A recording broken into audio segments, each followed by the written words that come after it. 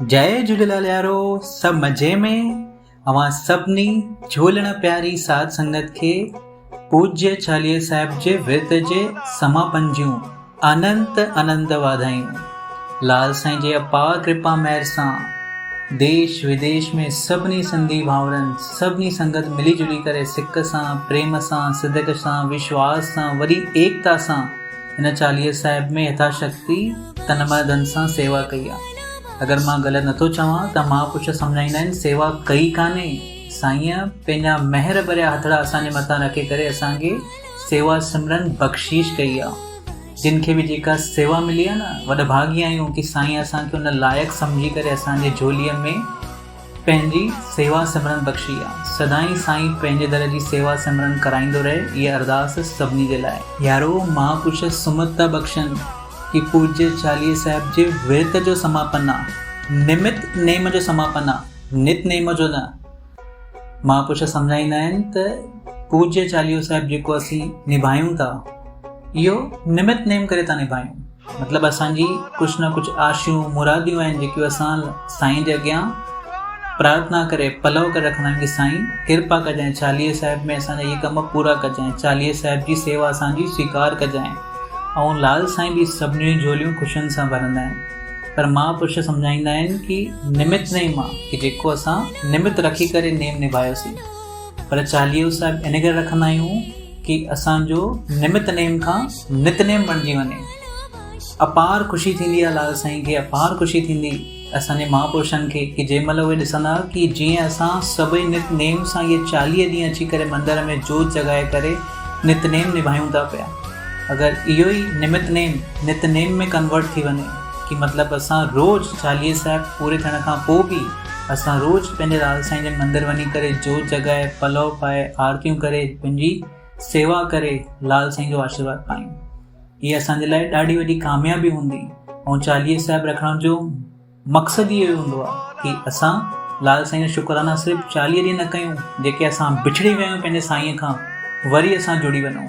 त दास इहे ई वेनिती कंदो, इहे ई प्रार्थना कंदो साईं जन जे चरणनि में बि कि असां सभिनी खे सदाईं पंहिंजे चरणनि सां, पंहिंजे सेवा सिमरन सां जोड़े रखिजो। यारो, इहे एतिरा प्यारा ॾींहं, 40 ॾींहं, अखियुनि में श्रद्धा जा आंसू हुया आहिनि हिन महिल बि कि मिस था कयूं कि केॾो वाइब्रेशन, केॾी ज़बरदस्त वाइब्रेशन 40 ॾींहंनि जी। केतिरी बि बारिश हुई पर फिर बि संगत अचे पई, केतिरी बि लाइटियूं बंदि हुयूं, भली रस्तनि ते अंधेरा हुया पर फिर बि संगत पहुचे पई। मतिलबु केॾो अथाह प्रेम आहे असांजी संगत जो लाल साईं जे प्रति। सदाईं इहो प्रेम वधंदो वसंदो रहे, अचण वारी पीढ़ी बि इन खां अथाह प्रेम सां गॾु लाल साईं जी सेवा कंदी रहे। इहे प्रार्थना लाल साईं जे चरणनि में। ऐं हिकु ॾाढी ख़ुशीअ जी ॻाल्हि, हिकु वीडियो नज़र आयो, हाणे हिकु वीडियो ॾिठो जेको तव्हां सां गॾु शेयर थो कयां। भरूच जे साईं जन उहो वीडियो शेयर कयो आहे कि genius book of world record में बि असांजो नालो अची चुकियो आहे। त इन वीडियो खे पूरो ज़रूरु ॾिसजांव। ऐं अगरि वीडियो सुठो लॻे त तव्हांजे हिन परिवार सितारा हिंद सिंधिया खे ज़रूरु सब्सक्राइब कंदा, हिन वीडियो खे लाइक शेयर कंदा, कॉमेंट्स में जय झूलेलाल ज़रूरु चवंदा। वरी मिलंदासीं हिकु नए वीडियो सां गॾु। तेसि ताईं सभिनी खे प्रेम भरियो जय झूलेलाल, अनंत अनंत वाधायूं। साईं सभिनी जो निमित नेम मां नित नेम ठाहे, इहा प्रार्थना साईं जन जे चरणनि में। जय झूलेलाल।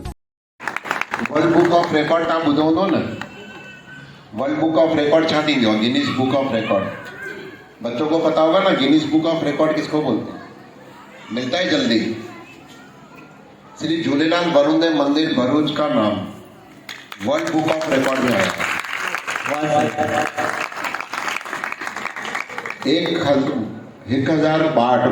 1062 ईयर से अखंड ज्योत जो जलती आई है, उसके निमित्त श्री झूलेलाल वरुणदेव मंदिर को वर्ल्ड बुक ऑफ रिकॉर्ड और इंडिया बुक ऑफ रिकॉर्ड दोनों के अंदर नाम आया है।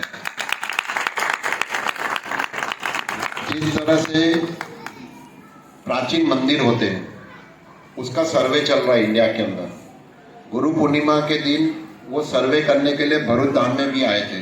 तो आगे जाके ऐसा भी होगा कि जो हेरिटेज जिसको बोलते हैं ऐतिहासिक मंदिर, उसमें भी श्री झूलेलाल वरुणदेव मंदिर का नाम आ जाएगा। साल में एक दफ़ो पंहिंजे तीर्थ से जरूर दर्शन कयो। वॾो स्थान अथव, अॻियां वञी करे ईअं न थिए अॼु त तव्हांखे लाइन बिना दर्शन मिलंदा अॻियां बि वञी करे राम मंदिर वांगुरु तव्हांखे लाइन में न बीहणो पए। जय झूलेलाल। बस